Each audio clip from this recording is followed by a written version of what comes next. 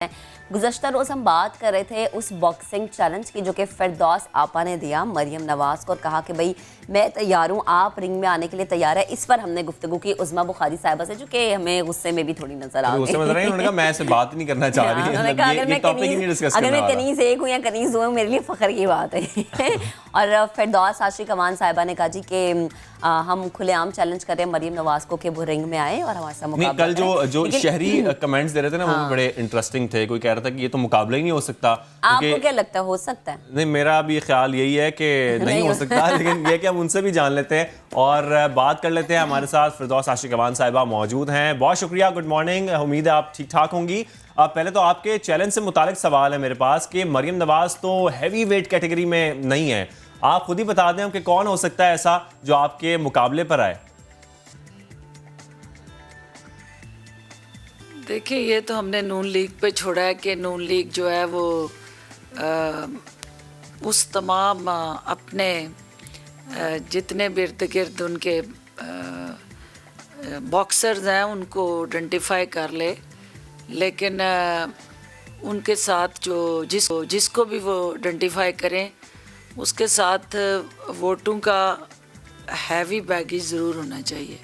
बैसाखियों वालों को अखाड़े में ना लाएं, जो मखसूस नशिस्तों वालों पे वो बॉक्सिंग नहीं होगी, बॉक्सिंग होनी है वोटों की ताकत के साथ।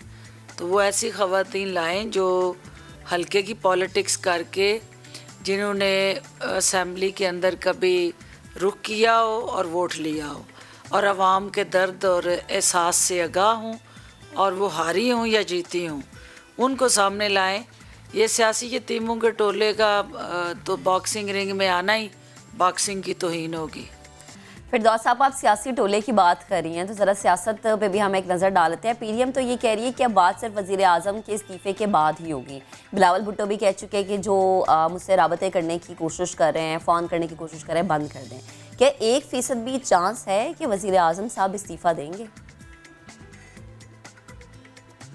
वज़ीर आज़म 2023 से जो आखिरी दिन होगा और रात 12 बजे तक वही वज़ीर आज़म है, और ये वो कड़वी गोली है जो मेरी अपोजिशन को चाहते ना चाहते निगलनी है, क्योंकि इस हुकूमत ने अपनी मुद्दत इंशाल्लाह पूरी करनी है और जो अपोजिशन के ख्वाब हैं वो चिकनाचूर होने हैं, क्योंकि 2023 का सूरज जो है वो जब तक इस हुकूमत का आइनी और कानूनी टर्नओवर है उसको पूरा करके ही गरूब होगा।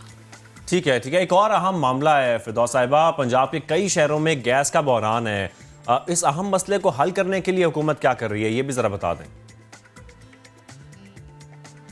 गैस की जो है ये आप ना तो रातों रात तेल के कुएं खोदे जाते हैं और ना इमीडिएटली गैस की जो है पाइपलाइन बिछ सकती है।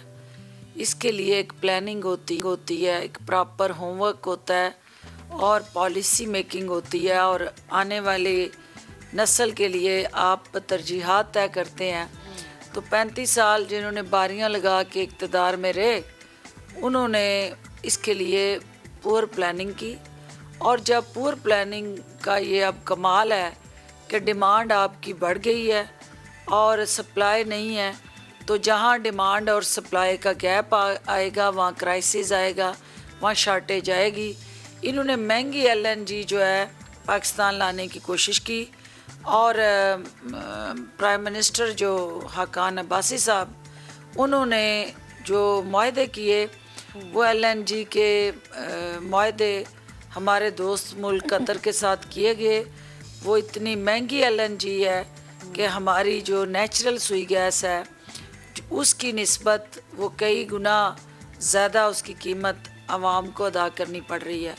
तो चूँकि ये एक ऐसा अमल है जिसकी तहकीकात नैब भी कर रही है, और वो बार बार सीना ठोक के कहते थे कि मैं ज़िम्मेदार हूँ, मुझसे पूछा जाए। अब जब नैब उनको बुला के पूछ रही है कि बताया जाए कि जब पूरी दुनिया में सस्ती थी तो आपने ये महंगी LNG के मुआहदे क्यों किए, तो हमें उन मुआहदे की शिकों में ये लिखा है कि आप गैस ख़रीदें या ना ख़रीदें, हुकूमत को उन टर्मिनल्स का किराया जो है हर हाल में अदा करना ही है। तो ये वो क्राइसिस हैं जिनसे हम गुज़र रहे हैं।